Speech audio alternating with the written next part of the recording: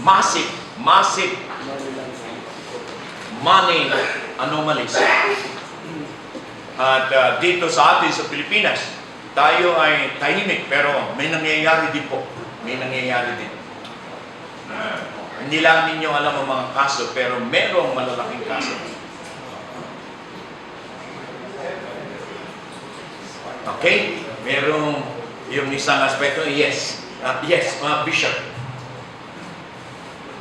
Kayo na kayo din.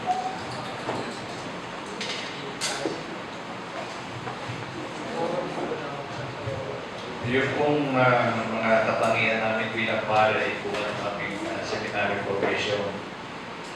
Kaya po ang tanong po ay may kaugnay sa seminary formation.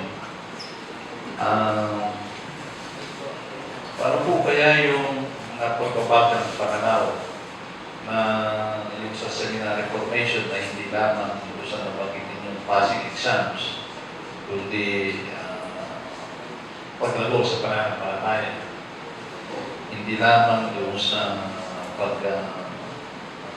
pagdepende doon sa authority, kundi yung matutunan ng discernment. At saka yung seminary hindi lamang center of studies, kundi community of faith. Dahil dito po, yung aming pagkatao ay malaki ang dependence doon sa aming pinagdaanan sa community. May matagal na po kayo sa seminary formation bilang professor, pero this is more about the seminary as community of formation. Pero po kayo nasasabi. Ay, opo. Naku, salamat po sa tanong na yan. Sapagkat totoo na yung mga pinag-uusapan natin tayo na nasa ministry na, tayo may pinagbuhatan. At ika nga, yung puno, kung saan yun nakakilid, doon yun talaga magtutuloy. At saan nag-umpisa yung pagkilig? Orientation. During formation years. Kaya po, ang una ko masasabi, please check the corresponding section in PCP2 sapagkat doon ay mayroong napakagaganda na mga sinabi kung ano ang winika ng PCP2 na kanilang nakikitang kailangan ngayon sa mga seminaryo concerning the Word of God, concerning the community of faith. So, yun po, particular. At number 2, yung pong seminaryo ay what the formators are. Kaya ako po'y natutuwa na sa San Pablo, napansin ko yung inyong magigiting na pari na nilalagay sa seminaryo. Noong panahon ng Kastila, ang mga nasa seminaryo ay mga problem priest. Yung walang mapaglagyan sa seminaryo, ikinukulong. May listahan ako ng panahon ng Kastila kung sino-sino yung nasa San Felipe, yung original na San Carlos. Yung tanging seminaryo sa Pilipinas. Kung sino yung mga paring kriminal na doon tinago. Ay ngayon po ay salamat hindi na. At sa katunayan, pinipili natin. Ngayon, ang katotoo po lang ay yung mga pari ay hindi happy na sila'y nasa seminaryo. Sapagkat, yun nga galing sila sa seminaryong hindi happy. Kung kaya, para sa kanila, ang mabalik sa seminaryo, parusa. Salamat na lamang at meron tayo ngayong mga ilang batang pare na nakikitang bahalaga itong formation at ako'y pinagkatiwalaan, gagawin ko naman ang makakaya ko.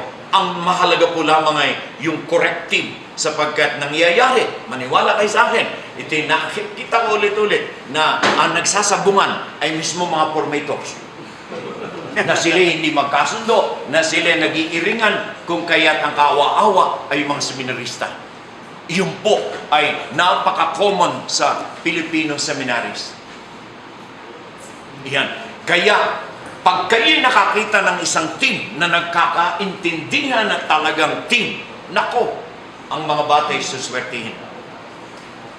Pero, we put our best men in the seminary. Yun. Ayan, that brings me to... So, yun po yun. Bakit ba yung mga pare ngayon ay panalangin na lamang pag sila na-assign seminaryo, ako ilipat na. Sapagkat naiinggit sila doon sa kalayaan ng nasa parokya. At saka, ikalawa, yung mga nasa parokya, tila mas maganda kita. Seminaryo, wala silang nakikita. yun ang isang ulit-ulit nating naririnig. Okay, yun po yun eh. Pero, sa totoo lang, ang mga formandi ay they take after their formatores, their formators. Kaya they deserve the best. People who are mature in the faith. People who are reliable. And people who work together. Yun po yun. And correspondingly, sort of, assisted at nang hindi naman sila kaawa-awa. Kaya ako po ay eto, ang stand ko riyan ay I am not automatically in favor of multiplying formation houses sapagkat alam ko kung gaano kahirap makakita ng right formators. I would rather have few but very good teams rather than try to multiply sapagkat minsan amor proprio lamang yun bakit gusto ko magkaroon ako ng sarili kong seminaryo akin yun yun akin yun. Unfortunately nangyayari din yun at ngayon po meron na lang akong gustong ibuntot doon, Bishop, at ito'y base din doon sa seminary atmosphere. Makikita ninyo na sa kabataan ngayon, mga batang pare, everywhere ito. Hindi ko sinasabing dito sa Pablo, hindi ko alam. Pero nakita mo na yan in so many places na yung mga kabataan ngayon ay iba na. In the sense na, hindi lang katulad na sabi ko, silang lahat merong tablet, merong kung anong-anong mga gadgets. Iba na yung daigdig nila. Kung hindi, na yung daigdig nila ay more blatantly materialistic than the previous generation of priests. Kung kaya't no wonder, our younger priests tend to be also more and more infected with materialism.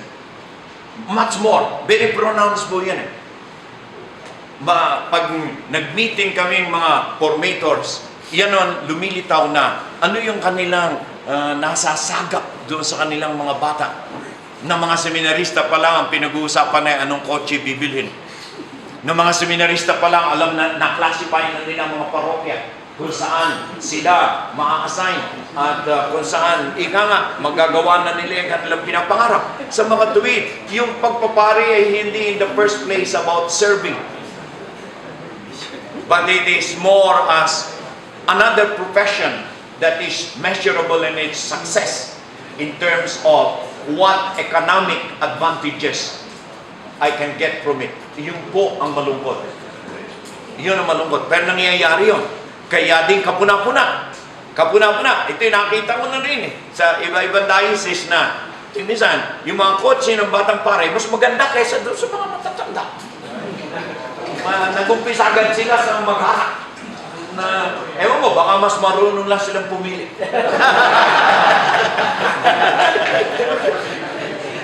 Pero yun noticeable na rin. Yung mga ganyan developments, noticeable na rin. At yung mas maalam na sila.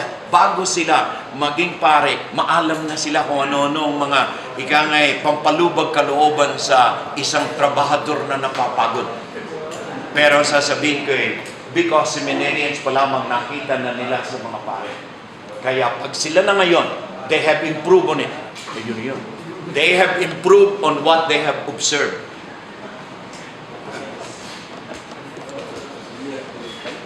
Yes, Jerry.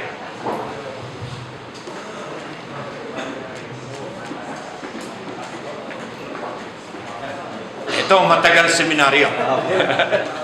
Salamat po.